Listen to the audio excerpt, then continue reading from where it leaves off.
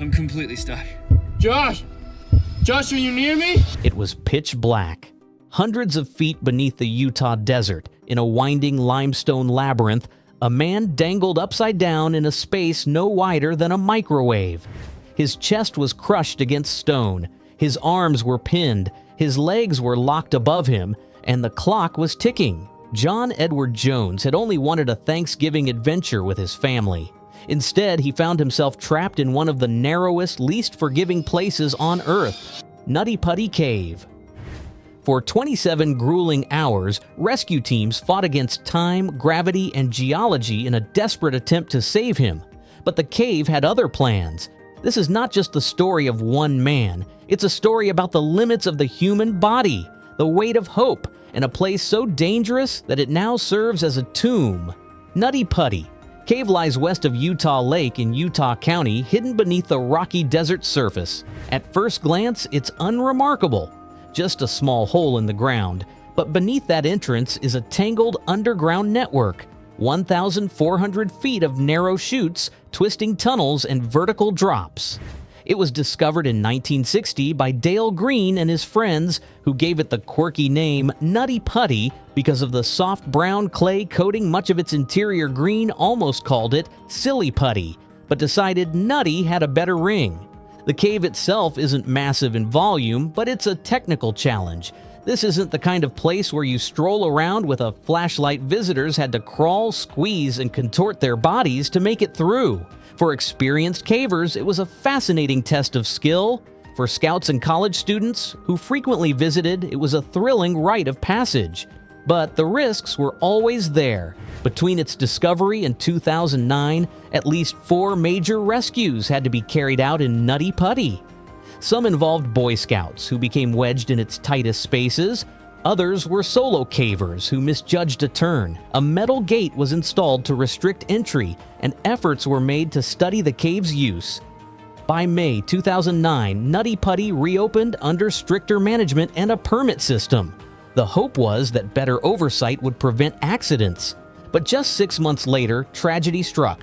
On November 24, 2009, John Edward Jones returned to Utah for Thanksgiving with his family. He was 26, a medical student at the University of Virginia, and a father to a 1-year-old daughter with another child on the way. Growing up, he and his younger brother Josh had spent many days exploring Utah's caves. They were confident, careful, and experienced, though it had been a while since either had gone caving. This trip to Nutty Putty was meant to be a fun reunion, something simple, memorable.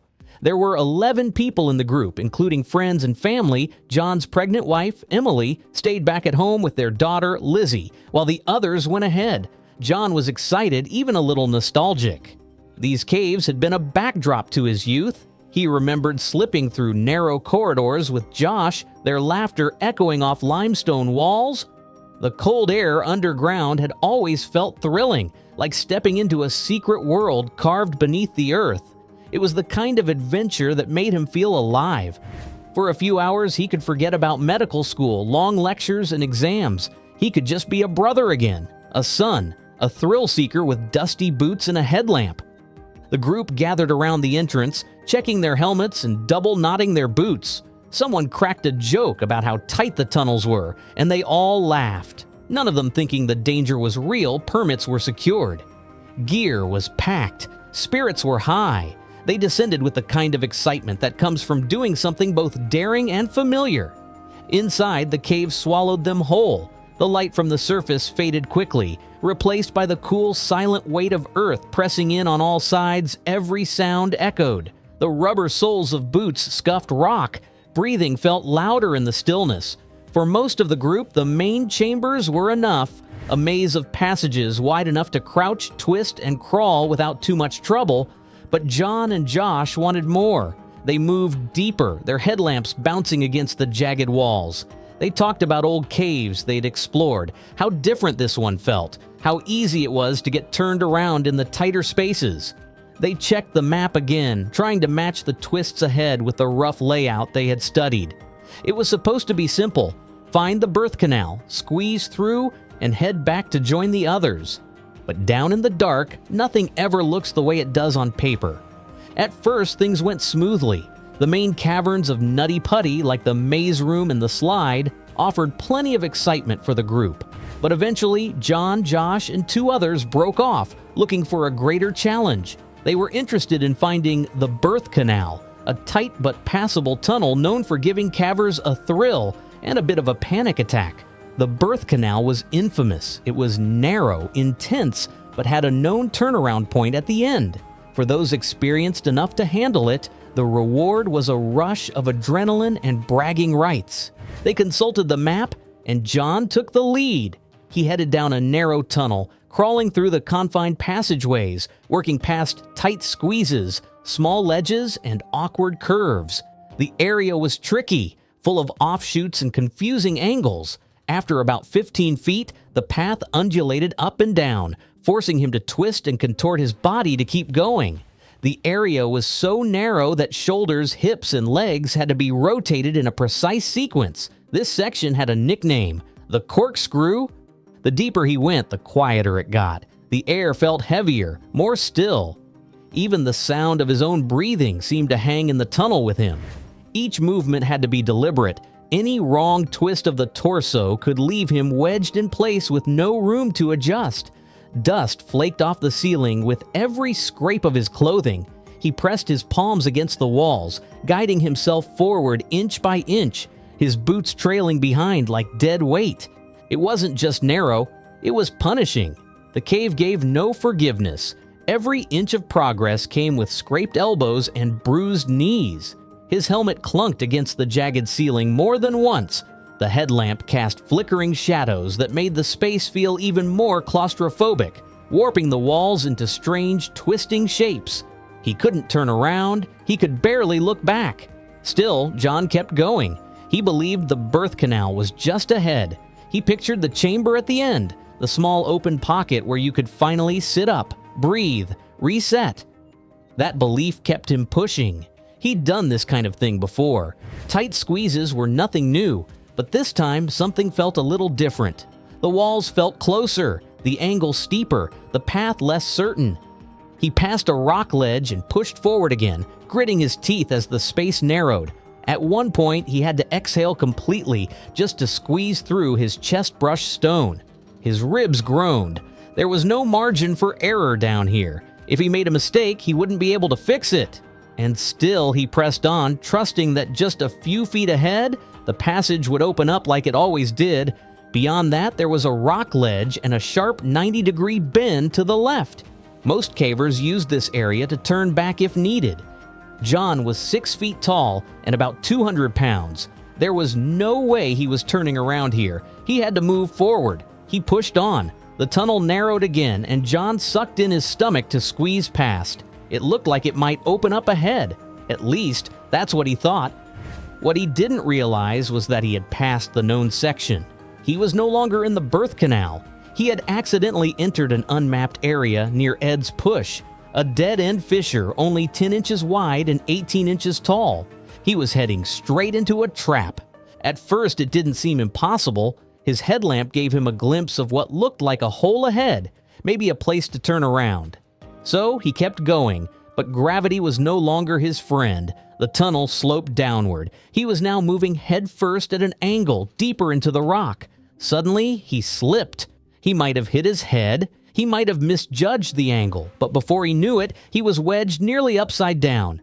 His torso pressed against the rock, arms trapped, legs sticking up behind him. He was 400 feet from the entrance, stuck at a 70-degree angle, completely pinned. He yelled out to Josh. Josh called back. John told him not to follow. He was in trouble. From here, everything changed. Josh tried to reach him, going feet first through the corkscrew to avoid the same fate. He reached the ledge, saw John's legs dangling out of the tunnel, and knew this wasn't a minor inconvenience. This was serious. John tried to push, twist, pull himself free. Josh tugged on his legs, bracing against the cave wall. Nothing worked. The friction was intense. John's position gave him almost no leverage. Worse, his arms were useless. One pinned under his chest, the other pressed down by rock. They were out of time. Help was needed. Josh squeezed his way back out and contacted authorities. A massive rescue operation was set in motion. That moment marked the beginning of a rescue that would last through the night into the next day and ultimately become one of the most complex and heartbreaking caving rescues ever attempted in the United States. As the hours passed, John remained conscious. He stayed calm. He talked to rescuers, prayed, sang hymns, even cracked a few jokes. But as time wore on, the toll of being upside down began to show. The human body isn't built for that. Blood was pooling in his head. His lungs were under pressure. His organs began pressing into his diaphragm. Breathing became harder. At first, he focused on small things: slow breathing, mental distractions, thoughts of his wife and daughter. He asked rescuers how things were going, tried to stay engaged in conversation, and even asked for updates on the rescue plan. It helped him stay alert. But with each passing hour, his voice grew quieter, his sentences shorter. Eventually, even the smallest breaths felt like a struggle. His body began to betray him. The pressure in his skull increased with every minute spent inverted. His vision blurred. He experienced waves of dizziness and nausea. Rescuers noted that his responses became slower, more spaced out. His words slurred. It wasn't just exhaustion, it was a battle with gravity, and gravity was winning. His legs started to go numb first. What began as tingling soon turned to full loss of sensation. His limbs were turning cold and discolored, the blood unable to circulate properly, muscle fatigue set in. Then spasms. His arms, pinned and twisted, ached with the strain of trying to support even a fraction of his weight. Still, he never panicked. Not once did he scream or lose composure. Instead, he held on. He leaned into faith, into memories, into the voices of those reaching out to him from the darkness. One rescuer said John told them he saw angels. Another heard him whisper about being ready, just in case things didn't go the way they hoped.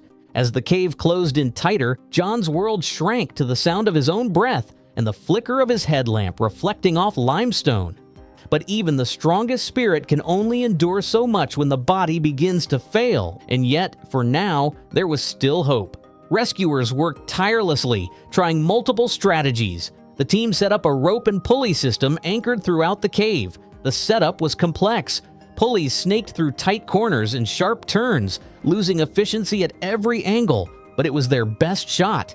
By midnight, John had been upside down for nearly 12 hours. His breathing grew shallow. His voice weakened. A rescuer named Susie Mata reached him, one of the first to make contact. She was small, just over 5 feet tall, which allowed her to navigate the corkscrew more easily. She tied straps around John's legs and fed the rope back through the tunnel. They began pulling. It seemed to work at first. John moved an inch, then another, but the friction from the rock was brutal. Every tug caused pain. John begged them to stop. His legs were turning blue. The angle of the tunnel worked against them. Eventually, the system failed. A pulley anchor broke free, snapping the rope and sending metal careening into a rescuer's face. John slid back into the crevice. Everything reset. And with that, so much hope unraveled in seconds. The weight of the cave closed back in, and the clock kept ticking. The team had to regroup, re-strategize, and push forward, because even in the darkest places, you don't stop fighting. If this story moved you, if you value deep storytelling that honors real lives and real events, don't forget to like this video and subscribe to the channel. It helps more than you know and allows us to keep bringing stories like John's to life, respectfully, honestly, and powerfully. Tap the bell to stay updated, and thank you for watching.